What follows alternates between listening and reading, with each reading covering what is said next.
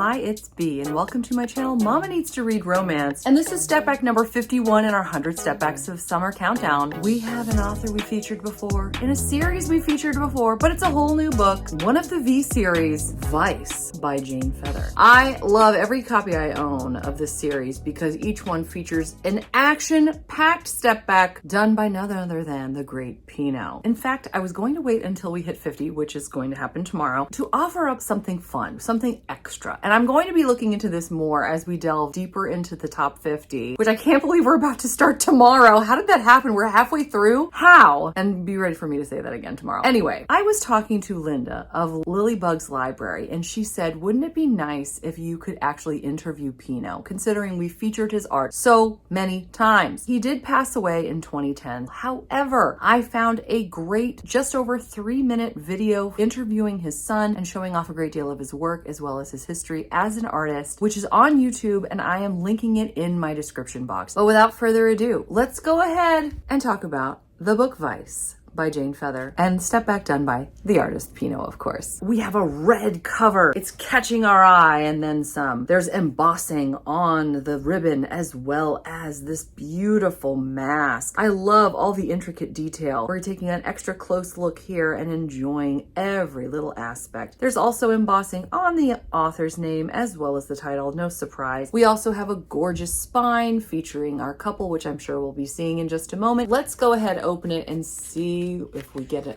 extra big look. Yes, we absolutely do. Let's talk about what all this has to offer. The shape of this step back is very different from what we've seen in the past. Notice we also go from night to day. At night, we're seeing several people on top of a carriage. You notice the light is on inside, so there's certainly people inside the carriage, but they look like they're traveling through or from a village in the dead of night. There's even a moon up, making it a little bit spooky. Moving over to the right into the daytime, we see people promenading, lots of parasols and really gorgeous costumes. This looks like it's probably set further back than the Regency area. I may be thinking even the Georgian period, perhaps. I think I also see a fountain here, which was a very nice touch. And of course, now we have to move forward and focus on our main couple. They're very posed here. What would you say if you were trying to describe what these characters are feeling? I feel that there's a lot of emotion that's being carried in both of their faces. They're enthralled by one another, but you can tell they're both conflicted. There's a great deal at stake in what they're currently doing. I feel like I'm sensing the gravity of this moment for them. Just how deep, meaningful, but also potentially dangerous this is moving forward. I can almost feel their hearts pounding. I'm just so impressed by the way Pino is able to get these emotions across through his work. Look at her gown, as always, loving the lace and the ruffles. I say it every time. I'm so sorry.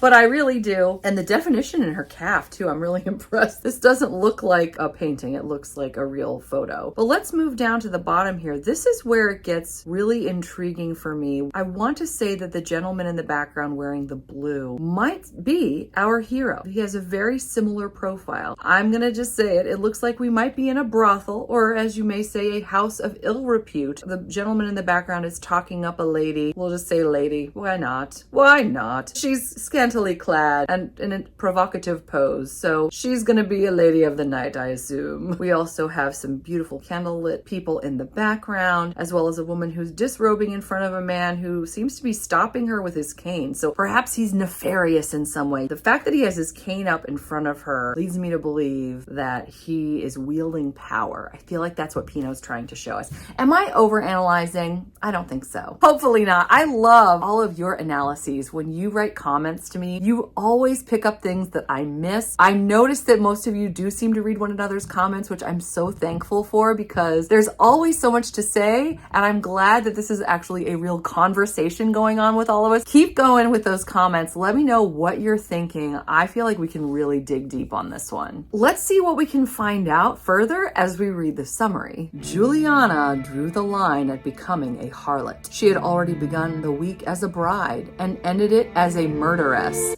What?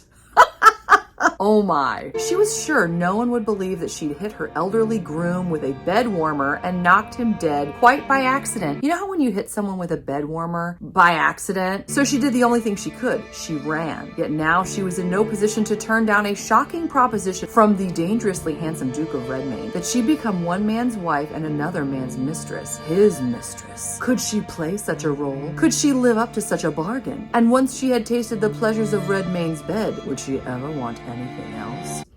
I'm just gonna say it, bonkers. We've seen some bonkers plots in this countdown, but this might take the cake. I don't know. What are your thoughts? I'm really excited to read your comments today, more so than just about any other day. Not that I don't always love them, but seriously, this is gonna be fascinating. Or you can leave me an umbrella or parasol emoji. We haven't done that one yet. I hope you're doing well. Thanks for making my day every day. Until next time, thanks so much. Take care. Bye.